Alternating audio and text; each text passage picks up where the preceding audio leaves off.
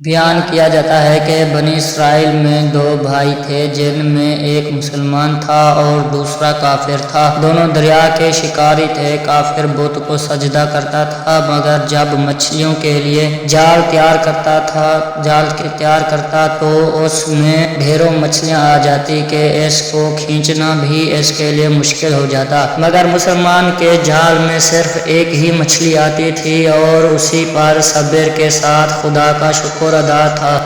ایک روز اس مسلمان کی بیوی اپنے مکان کی چھت پر گئی تو اس کی نظر کافر کی بیوی پر پڑی جو زیور اور بہترین لباس سے آراستہ تھی۔ یہ دیکھ کر اس مسلمان کی بیوی کے دل میں وسوسہ پیدا ہوا کہ کاش میں بھی ایسی ہوتی۔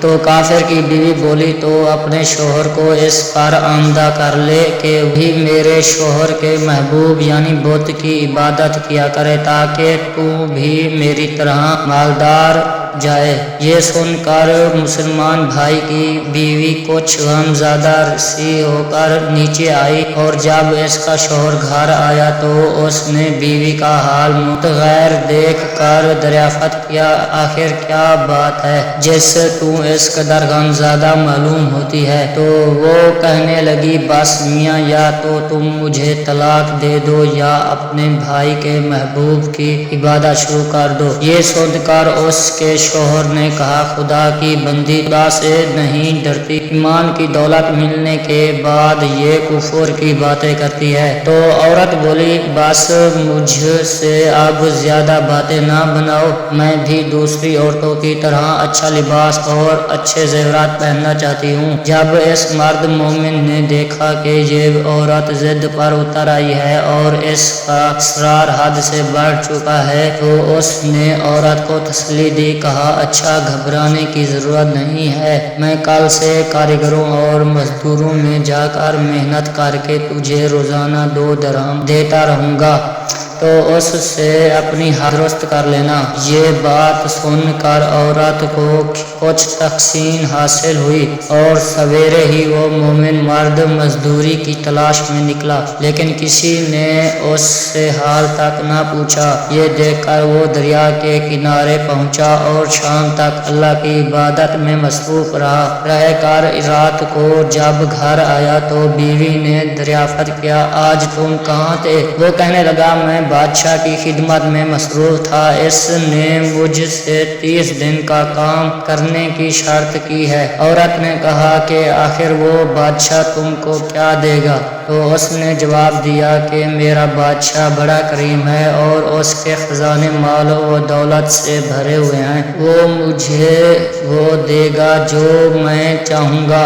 چنانچہ اسی طرح برابر وہ اپنے محبوب برحق کی عبادت میں مصروف رہا اور 30ویں رات ہوئی تو بیوی نے کہا سنو میاں اگر کل تم نے مجھے مزدوری لا کر نہ دی تو تم مجھے لازمی طلاق دے دینا۔ یہ سن کر اس کو اس قدر پریشانی لاحق ہوئی اور 30ویں صبح کو اس نے ایک یہودی سے کہا کیا تم مجھے مزدوری پر لگا لو گے؟ یہ سن کر یہودی کہنے لگا کہ ہاں تم کو مزدوری تو مل جائے گی لیکن شرط یہ ہے کہ میرے پاس تمہارے کھانے پینے کا کوئی انتظام نہ ہوگا۔ چنانچہ وہ مرد مومن کی نیت کر کے یہودی کے ساتھ ہو لیا۔ اللہ تعالیٰ کے حکم سے ایک فرشتہ 29 اشرفیاں ایک نورانی قلاب میں لے کر اس کی بیوی کے پاس پہنچا اور کہنے لگا میں بادشاہ کا قاصد ہوں، اس نے یہ اشرفیاں لے کر مجھ کو تیرے بھیجا ہے اور فرمایا ہے کہ تیرا شوہر ہمارے پاس کام میں تھا، ہم نے اس کو نہ چھوڑا یہاں تک کہ اسی نے ہم کو چھوڑ دیا اور یہودی کے پاس چلا گیا، اگر وہ ہمارا کام کرتا تو ہم اس کو